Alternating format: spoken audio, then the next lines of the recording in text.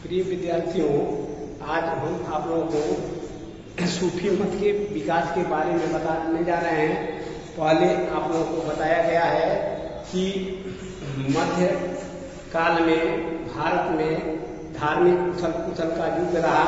उसका मुख्य कारण यह रहा कि भारत में पहले से जो राजपूत राजा राज्य करते थे वह कमजोर पड़ गए और उनके द्वारा उनके राज्य पर अरबों के द्वारा अनेक आक्रमण हुए, जिससे उनके राज्य समाप्त हो गए। और उस समय भारत में नए इस्लामिक राज्य स्थापित हुए। आप सभी जानते हैं कि 570 ईस्वी में हजरत मोहम्मद साहब का जन्म हुआ और लगभग 629 में उन्होंने एक नवीन धर्म की स्थापना की, जिसको इस्लाम धर्म कहा जाता है। तो जब अरब के देशों में इस्लाम धर्म का उदय हुआ तो उसका बहुत ही तेजी से प्रचार प्रसार हुआ और इस्लाम धर्म का प्रसार करने के लिए अनेक भारत पर आक्रमण हुए और अनेक अरब के जो यात्री थे और आक्रमणकारी वह भारत आए। सबसे पहले मोहम्मद बिन कासिम जो लगभग 850 ईस्वी में भारत आया और उसके बाद अनेक आक्रमणकारी भारत आए। तो उन्होंने इस्लाम धर्म को मुख्य रूप से अपने धर्म में सम्मिलित किया।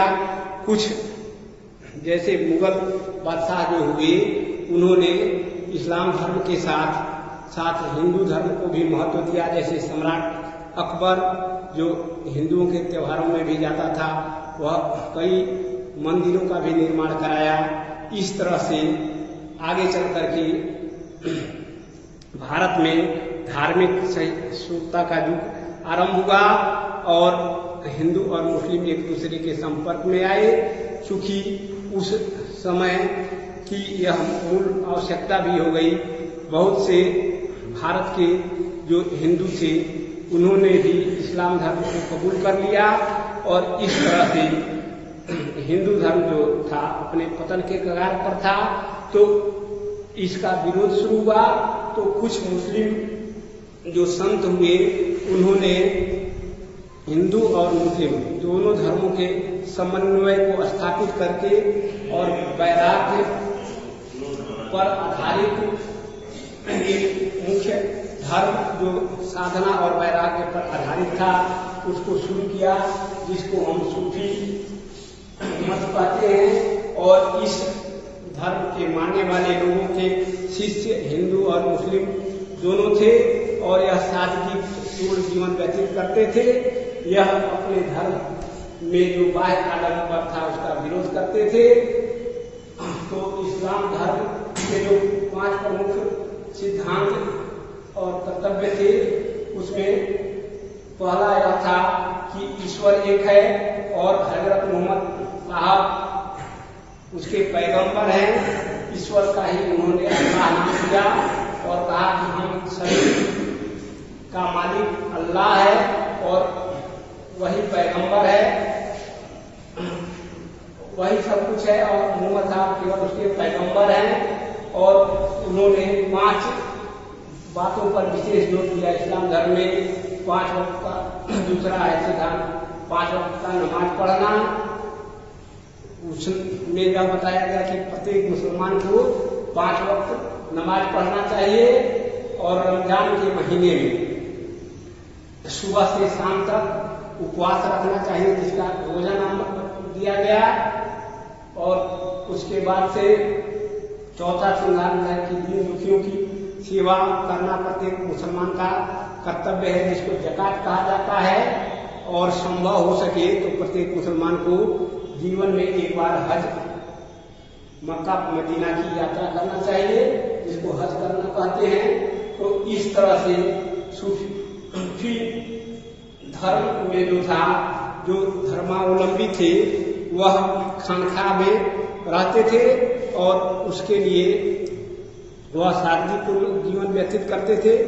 घास फूस से कुछ लोग गरीबी पूर्वक जीवन व्यतीत करते थे और उनके खानखा बड़े स्वच्छ वातावरण में बने होते थे जहां उनके शिष्य रहते थे और वहीं पर उनके जो मुरीद होते थे तो जो बड़े पीर होते थे उनकी मृत्यु होती थी तो वहां दरगाह बन जाता था और पूजा करते थे। एक तरह से आप कहेंगे कि इस्लाम धर्म में मूर्ति पूजा का विरोध किया गया है, लेकिन सूफी मत में पीर जहां उसको दफनाया जाता था उसकी पूजा होती थी। तो एक तरह से हिंदू धर्म के को लेकर के एक पीर की पूजा करना यह मूर्ति पूजा के समान ही है। और जो मुख्य सूफी संत हुए हैं उनका जो खानका था वहां पर पहले थे शेख मोइनुद्दीन चिश्ती, जिनकी दरगाह अजमेर शरीफ जो राजस्थान में पड़ता है वहां है। आज भी भारत ही नहीं देश के विभिन्न कोनों से लोग वहां पर आते हैं और उनके दरगाह पर चादर चढ़ाते हैं और अपना मन्नत मांगते हैं। दूसरे थे ख्वाजा कुतुबुद्दीन काकी, की मृत्यु 1235 ईस्वी में हुई, इनकी भी दरगाह दिल्ली में है। और तीसरे थे शेख फखरुद्दीन, जिनकी मृत्यु 1265 अयोधन पाकिस्तान में पड़ती है। इसके बाद जो थे शेख निजामुद्दीन औलिया, जिनकी मृत्यु 1325 में हुई, इनका भी दरगाह दिल्ली में है। और शेख नसीमुद्दीन चिश्ती देहाती, जिनकी मृत्यु 1356 में हुई, इनकी भी दरगाह दिल्ली में है। इस तरह से आप देखेंगे कि यह जो चिश्ती संत थे यह मुख्य रूप से 14वीं शेख मोहम्मद बिन तुगलक जो इनके दरगाह पर अजमेर सबसे पहले गया था, उसके बाद से कई नवाब इनके दरगाहों पर जाते थे और चादर चढ़ाते थे और इनसे मन्नत मांगते थे।